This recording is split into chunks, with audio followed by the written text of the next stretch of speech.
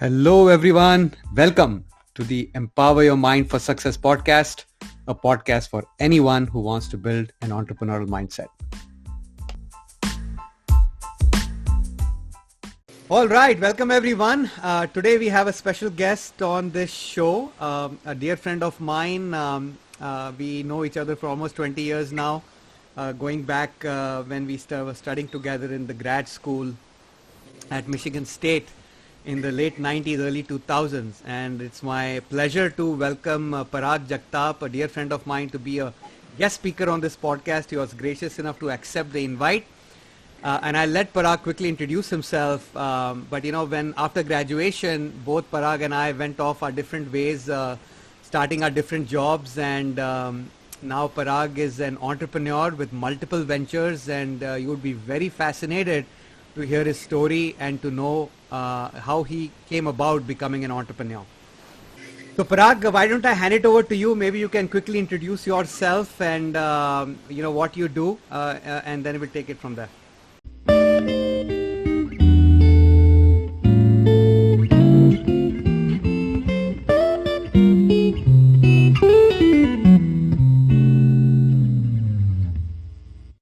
Sure. Thank you so much, Anish, and it is my pleasure to be here and share some of the things I do and what I have learned, and hopefully this will be useful to somebody someday. So to introduce myself, I'm fundamentally a software engineer, just like most of you probably. Worked a few years in India with Tata, then joined Michigan State along with Anish. We graduated more or less the same 1 year. I think I was 1 year behind. And then I worked for a company called Honeywell as business transformation executive for quite some time. That was a thrilling experience. Just wasn't sufficiently thrilling, I guess. I became an entrepreneur, did one venture, joined workforce again back with another company in business transformation, and now I'm on to my second venture. Fantastic. And, Parag, you are a transformation expert, and you have also written a book about business transformation. So why don't you talk a little bit about the book that you have written and where our listeners can find your book? Absolutely. So the name of the book is The Power of Business Transformation, How Simplification Can Unlock Business Performance. And this book is pretty much based on my experience at Honeywell. I learned tremendous amount of things working at Honeywell. Right out of the gate, out of MBA school, I was thrust into a very high-powered world of everybody was a C-level executive, and I had about 27 people working with me, and I was like the guy who they tasked to transform 9 of Honeywell's core functions. And the book is about it. You can find it on Amazon. And the basic idea really is using technology, we can really change not just one system or one business process, but an entire organization, and how it can simplify how people work. And the simplification can come not just in terms of business process automation, but also how people structure the work, how people structure their organizations, and how they can really scale up to improve business performance. Fantastic. So once again, you can find the book on Amazon or any other favorite bookstore. The name of the book is The Power of Business Transformation, How Simplification Unlocks Business Performance. So Parag, that is fascinating. I read a couple of reviews on the book, and I was very surprised to see. It is good to know a friend of mine is an author, makes me feel great. Now, obviously, we both have gone on our own journeys, and we have ended up in the entrepreneurial world. And, I have my story of how I moved from a certain steady corporate environment into an uncertain, lot of fun entrepreneurial world. So why don't you give us a quick overview of what businesses do you currently do? And how are you going about them? Real quick. Sure. So there are two businesses that I run, and one not-for-profit thing that I do. So the very first thing is there is a business called Where is My GC? GC as in green card. More than 500,000 people are stuck in green card backlog for years and years, decades now. Most of them Indian. And so what we do is we give them a realistic understanding of how much wait time they might have in their own situation so that they can plan their life and career better. We don't want people to get stuck in worrying about when the green card will arrive. Rather, we want them to go ahead, make choices about life and career, and have a full life and not really be a prisoner to this green card wait. That's one thing. Second thing that I do is I run a startup called Sevashri. It is in the field of security and IoT. And we have our own product called SDAC. It's a platform for IoT and security. This is meant for big enterprises. So really companies that have multinational, multi-geography, multi-business lines, and where security could be a concern, which pretty much, to be honest with you, is across all the industries. And the third thing I do is I run a not-for-profit group. In future, it might turn into something that is business, but I'm really touched, probably like many of you who know that farmers are committing suicide in India at the rate of like thousands of farmers every year. And that's extremely distressing for us. We are not farmers, but many of us can identify our roots to farming. And so I run a not-for-profit group to uplift them out of their misery and really improve their financial situation. So I have spent almost the last 1 year just understanding the problem. And we have created kind of a group of thinkers. But hopefully, we'll start some action soon. So that's my third activity that I do. Fascinating, Parag. So you're engaged in 3 businesses, a non-profit. So obviously, that non-profit seems like it felt like it's very close to your heart.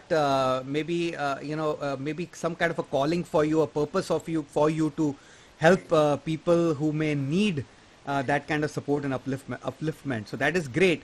Now, let me ask you, what triggered you into entrepreneurship? And that is question 1. And second part of the question is, what triggered you to finally take a jump into entrepreneurship full time, right? Where you left a very steady, well-paying job, where you wrote a book, and had a big fan following, at least in your corporate career, from a transformation perspective. You're a sought-after speaker and an author. So what triggered that, right? So first part of the question is, how did you go about doing it? And then finally, what triggered you to jump into entrepreneurship? Absolutely. So when I was working for Honeywell, big corporations, how they are. By virtue of your MBA degree and by virtue of you being in part of their management development program, I was quite empowered and I really got to work on extremely high-powered things. I had, as I said to you, 9 functions, rubbing shoulders with the CFOs and of all kinds, and looking after almost $2 billion of spend across these 9 functions. That was crazy. That was absolutely dizzying for me. It's intoxicating too. However, one thing it lacks is creativity. A corporation has its own direction, ethos, and you can evolve it, you can definitely impact it. But the highest level of executives too, at the same time, are bound by predictability. They are supposed to deliver a performance that is predictable. So, and that is especially true in the world of industrial companies, multinational conglomerate. Maybe for Google, if you're a Google, maybe they have tremendous room for creativity. Not so much on the industrial side where I work. So I was looking for something where I could make my mark. And so that's where initially, while I was working at Honeywell, I did work on a small business collaboration tool. So my vision was really businesses to link up with each other in a very easy manner. And I was thinking in those days, this was really 2008, 2009 we're talking about. And my vision was really to help them connect with each other um, in a social way, but in a business-like manner. And then give them tools and technologies where they can say, okay, we are comfortable, we know each other, what we do, and now we can connect at certain level and do business in a plug-and-play manner. So I developed kind of a prototype that failed, that did not go too far because I was working with one of the Chamber of Commerce where I was, I was part of a Chamber of Commerce, and they had shown interest and I developed it solely for them. And then, to be honest with you, they never used it. So that was my first lesson of entrepreneurship. Never develop something where there is no customer. I hear you. We have all been there, done that. Yeah. Yeah. So that's where, but I understood a very valuable lesson. It cost me $6,000, I guess, but that's okay. Then what happened was, at the same time, I was stuck in my own green card thing. And so I had started blogging about it. And people liked my blogging, and because I brought a logical, numbers-based approach to the problem, as opposed to, frustration, getting frustrated, or, just praying for good things to happen and getting, your own green card. So my blog had millions of visits, and there was tremendous fan following and contributors. I had outstanding contributors besides me helping in the blog. So I thought maybe I'd turn the blog into a business venture, and that's where I created Where is my GC? And my whole idea was, instead of people asking me when they will get their green card, and believe me, I have talked to and given personal advice to thousands of people, literally. And then I got tired of it because it's time consuming for me to tell everybody when they might get their green card. That's when I developed an algorithm that actually mimics what Department of States and USCIS does. And it gives a reasonable understanding to people when they might get their green card. There is still a lot of cone of uncertainty, as we call it, but that's what we do. The thing that triggered was really, a point came when I said, you know what, I need to do this full time. I just cannot, I'm tired of this corporate thing. So by that time I had left Honeywell. I was working as a partner at a company called Wipro, and I was traveling coast to coast every week, meeting with clients. I mean, I'll be honest with you, it was a really good life. Working in Manhattan, working for clients like S&P and all, it's intoxicating again, but not intoxicating enough. And I jumped blindly. And partly Anish, you are to blame actually. Remember, see, Anish and we both are from Pune. I got admitted into Broad School of MBA the same year as Anish. And Anish said to me, and I said to Anish, we met in Pune, in Chinchwad, in a restaurant. And Anish said to me, man, you are going, right? And I said, no, I don't have money. I'm not going. I'm going next year. I will earn enough money this year and then we'll see. And he says, no, don't worry. Things will be all right. You just have to jump. And I did not take his advice then. And I came to Broad School the next year, and I really regretted that. I lost 1 year in that. So I thought, you know what, where is my GC thing? I have to jump. I have to do it blindly, and that's what I did. So yeah, Parag, amazing story. I was saying that you were, it's all your fault. Yeah, amazing story. It's amazing. I do remember meeting you back home in Pune in India. And it's fascinating that you remember that discussion, and sometimes you just have to jump. And I remember that, one of my mentors, Paul Martinelli, says the same thing. In the entrepreneurship world, you have to jump first and you got to develop the wings on the way down. And I think that is what you did, which is fascinating. So once again, for our listeners, the website name for the green card business is whereismygc.com. Yeah, right? That's correct. So whereismygc.com. So, if you know anybody who has a green card application and process, doesn't matter what kind of an immigrant he is or what background, which country, he should be able to leverage this website, whereismygc.com, and try to get some handle, some certainty on when he or she might get their green card. So fantastic, Parag. Very And interesting. those of you, Go ahead. those of us who are old enough to remember this, and probably, went to school in early 2000s, there was this movie called Dude, Where Is My Car? So that's the inspiration for the name behind the website. I mean, I'm serious. I'm not joking. Fantastic. I said, you know what? I'm just going to name it Where Is My GC?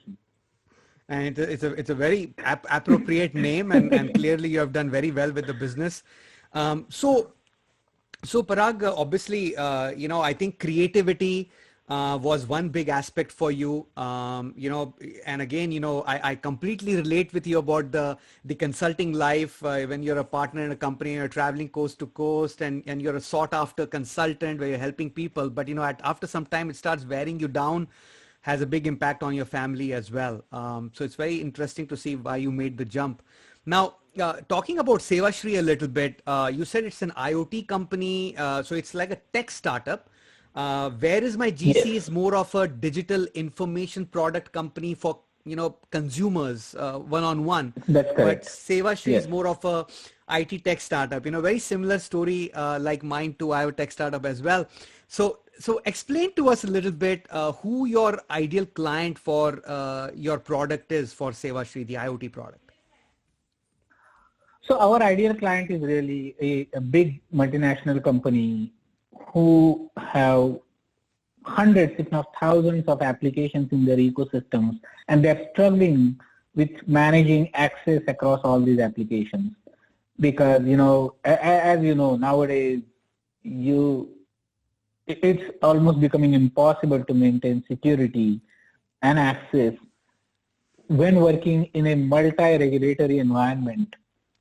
So, it's cross-country and you are still managing the security from one place. It's becoming a nightmare.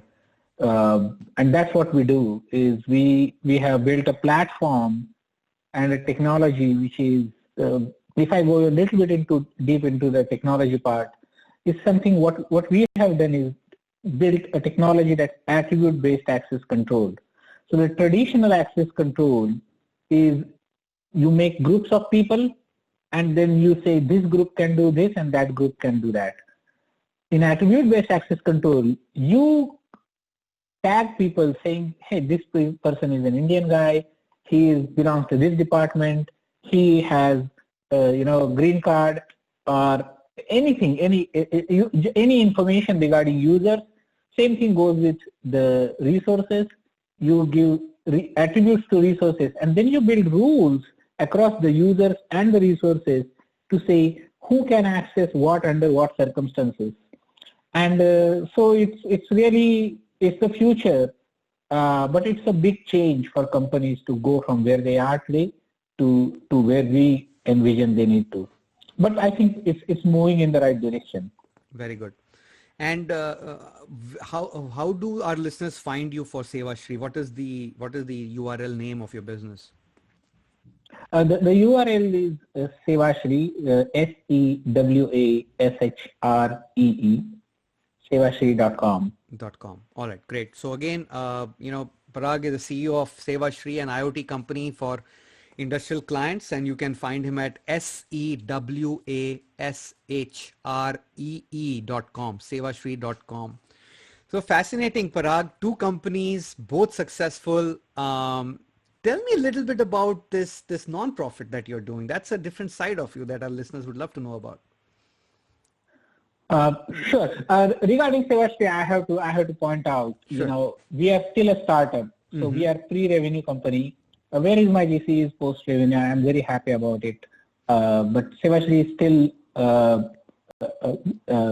it's pre-revenue. The not-for-profit, I have named it in Indian words. It's Samruddha Baliraja. Samruddha means prosperous. Baliraja means farmer. And last year I was going to Mexico on a vacation, and a news caught my eye. One more farmer had committed suicide, and I was so distressed with that news. I don't know why. I mean, we have been reading this not today. It's happening over last 20 years or more. But something hit me. I have no idea what. So I wrote a post on Facebook saying, hey, I live in US and I want to do something and what can I do and I would like to learn what's wrong. So please let me know, what do you think is wrong? Why are people committing suicide? And I received 450 responses. While on vacation, believe me, I was in Cancun 10 days. I spent at least 3-4 days going through those responses because I couldn't wait to come back and read them. And I started synthesizing and all that. And since then, I have formed a group and we have very healthy back and forth. And I think I have formed a view. And I think my view is India has, initially maybe it was innocuous, it was ideology driven, that they created a system where they controlled farmers so that the whole of India can eat at an affordable price. But today that control has strangled the farmers and completely driven them into almost, I'll call it abject poverty, because an average farmer today in India only has land about 2 acres in size. And already with 2 acres, the farming is not sustainable because the prices versus the input cost versus the output that's coming out of it, it's nowhere, there is no match between what he gets in his hands versus what he spends. And all of this, not even counting his own labor. So even if we count a farmer's labor as zero and then try to price in everything, the farmer is going into loss. And that's why you can imagine why they are committing suicide. I mean, I can go on and on, Anish, as you can imagine. But my point is, I have to admit, I started it because it hit my conscience. Then I started looking for business opportunity in it and said, you know what, can modern business solve this problem? Because what are we? Entrepreneurship. We are problem solvers. Farmers need to be free, and they will become prosperous. And so that's what we do in our group. We just promote freedom and how freedom will help them. They don't need subsidy. They don't need anybody to give them any free stuff. Just make them free. Let them sell where they want to sell. Let them sell at a price they want to sell. Let them make a decision not to sell. If there is a bumper crop, let them have it stored in their backyard. Let them sell it next year. Let them process it as per their wishes. If they want to make cornflakes out of their corn, let them do it. Yeah.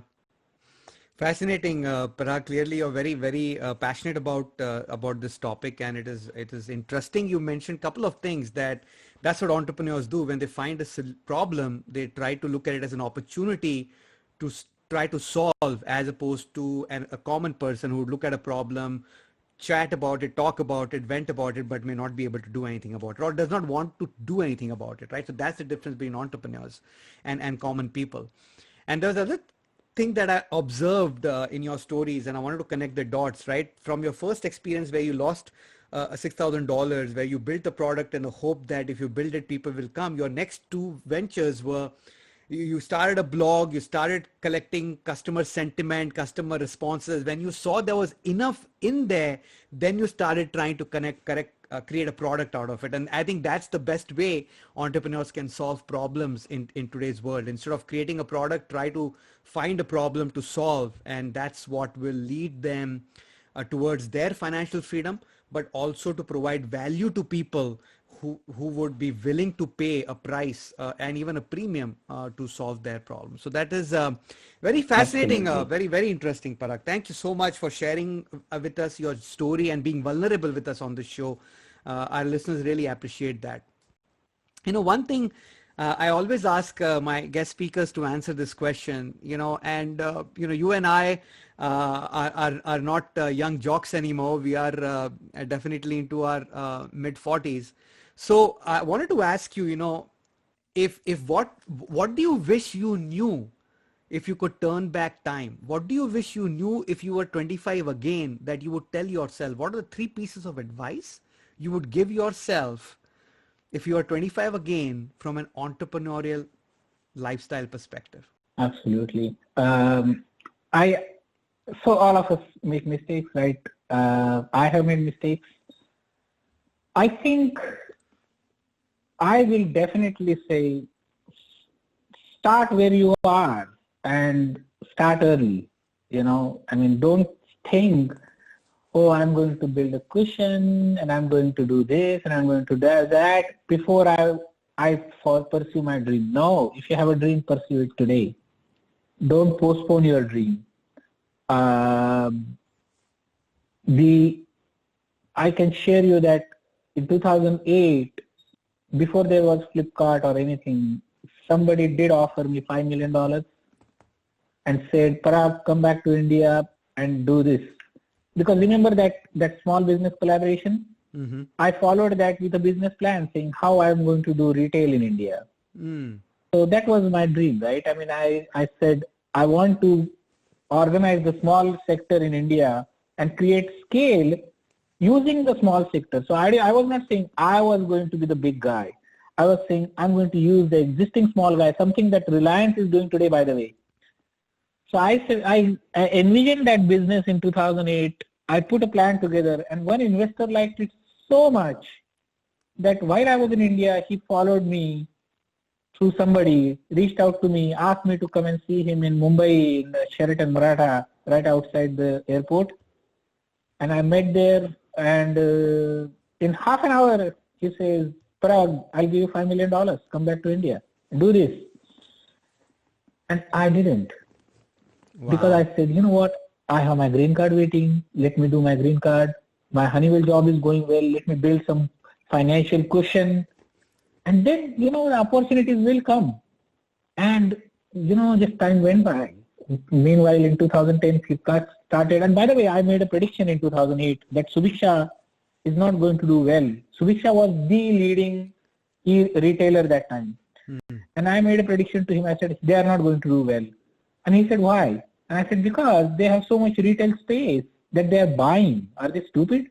They're putting so much capital in such an unproductive place. And he was impressed. Interestingly, what happened was Subiksha went bankrupt within 2 months of our conversation. Wow. And so, I think I was on the right track, but I didn't show the wisdom to jump and pursue the big dream. I think, so that's the number one lesson I will tell everybody, that if you have a big dream, do it now. Don't postpone. Of course, there are some others too. Relatively smaller ones compared to this one. Other one I will say is monetization. Anything you do, you have to think of how you are going to get some cash out of it. See, not everybody is Facebook. Facebook is extremely lucky that they had the luxury to build $1 billion user base and then think about monetizing it. Mm-hmm.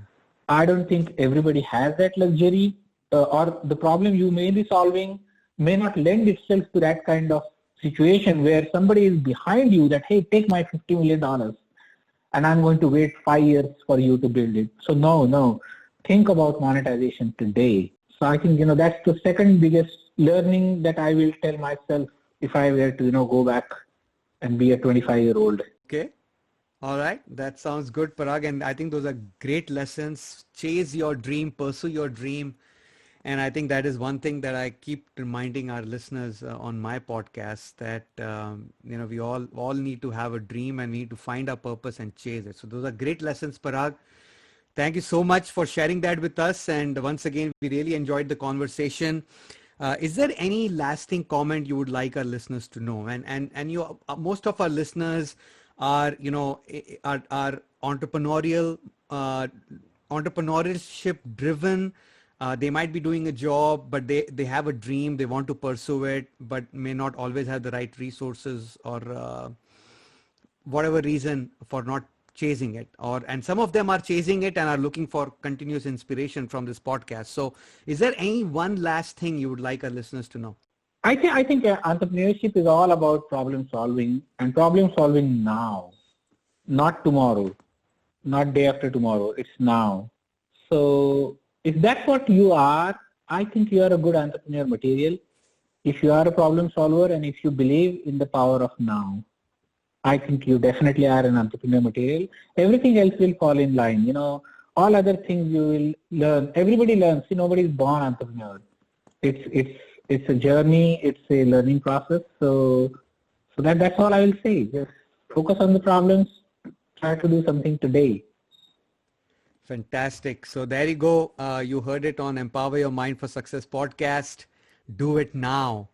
There is no better time to start your business than now. And you heard it from a person who has created multiple businesses and is running multiple businesses at the same time. Full-time entrepreneur. Parag, fascinating to have you on this show. It is very good to again reconnect with a friend who has, who we have been in touch all along. But, it's always good to have you on this show. And I hope you enjoyed the conversation as well.